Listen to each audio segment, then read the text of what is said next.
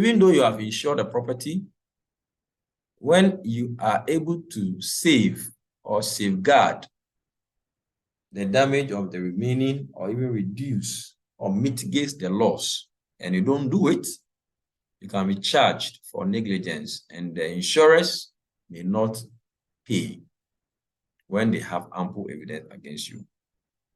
We also talk about the principle or doctrine of subrogation, which provides that if an insurer pays a loss due to wrongful acts of another, the insurer is subrogated to the right of the insured and may prosecute a suit against the wrongdoer for recovery of the amount of damages paid. According to this principle, the insured can recover only the actual amount caused by the peril insured against and cannot be allowed to benefit more than the loss suffered. In case the loss of the property insured is arisen by chance without anybody's fault, the insured can make the claim against the insurer only. In case the loss has arisen out of tort or mischief by another third party, the insured become entitled to process against both the insurer and as well as the wrongdoer. But since the contract of insurance is a contract of indemnity, the insured cannot be allowed to recover from both, and thereby they make profit from his insurance claim. He can make the claim against either of them, and if the insured elects to be indemnified by the insurer, the doctrine of subrogation comes into play, and as a result, the insurer shall be subrogated to all the rights and remedies of the insured against the third party in respect of the property being damaged. So subrogation, principle of doctrine of subrogation is linked to the principle of indemnity in insurance. We say that you cannot benefit from the insurance more than the amount lost. So for instance, if I've insured my car against a certain peril and the peril doesn't happen, but there's a damage due to another third party, okay, I cannot go and claim from my insurance and also go and claim from the third party. If I claim the two, it means that I've collected double compensation, which will make me, benefit from the insurance. So in order for me not to benefit more than that, I can either,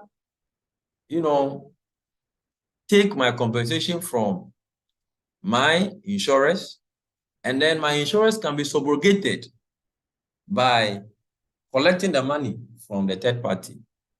Okay, so it's either ways, or I can collect the payment directly from what?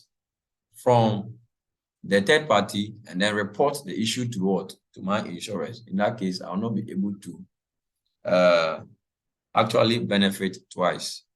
So that is also the principle of what?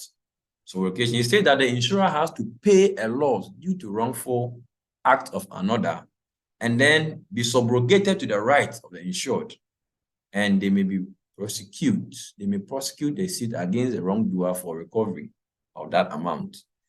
So if they decide not to prosecute, it's also entirely their business, but they are entitled to actually prosecute the wrongdoer or the third party to collect the amount of damages paid.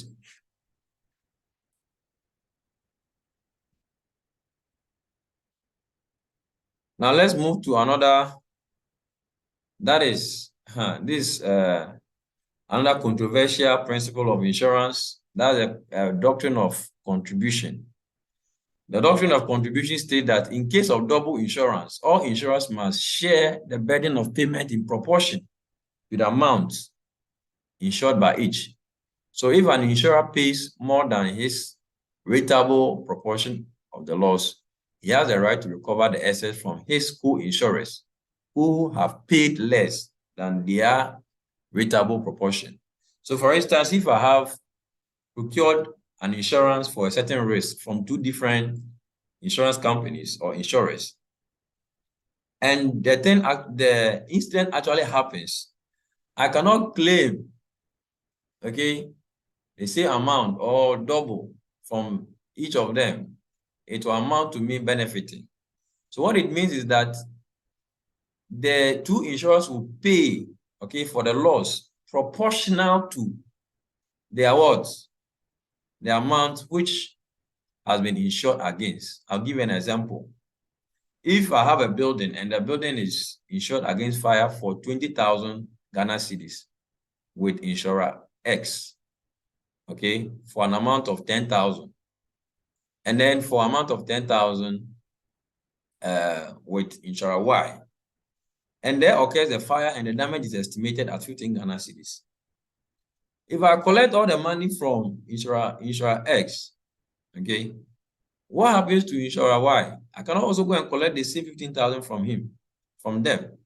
What they need to do is that there must be a proportional share. So S and Y would have to share the loss in proportion to the amount insured by them. So in a proportion 2:1, because the insurer X was 20,000 and insurer Y was what? 10,000. So which means that in ratio and proportion, it is 2:1.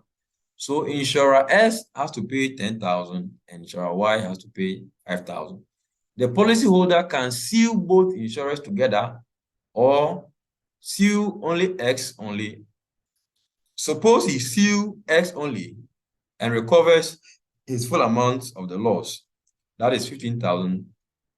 The company that has been sued, which is X, is entitled to claim the contribution from Y to the extent of what? 5,000 cedis. So this is what we call the what? The principle of, or the doctrine of contribution in insurance. So in summary, we talk about marine insurance principles. We have insurable interest must be there.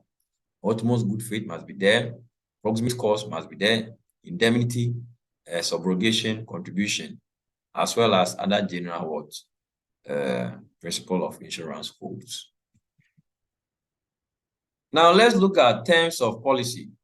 In insurance, we have insurance can be a fixed term, usually for 1 year.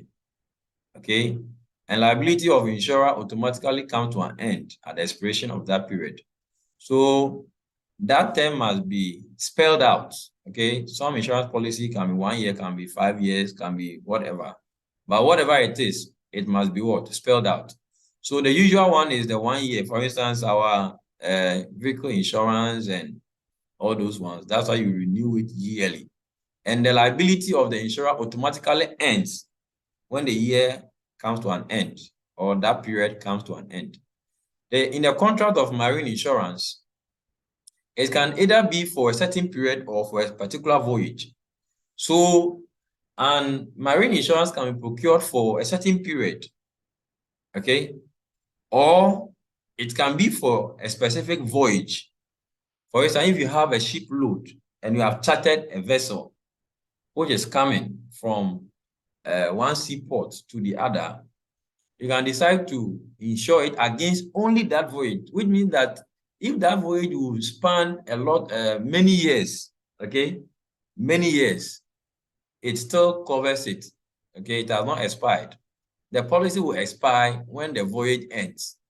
But if it is actually insured for a certain period, it means that even if the voyage has not ended, okay, and the ship is still at sea, it has not docked at the destination, but the period has expired, which means that insurance has expired and you need to continue to procure insurance so the voyage actually comes to an end. If it is for a certain period, the liability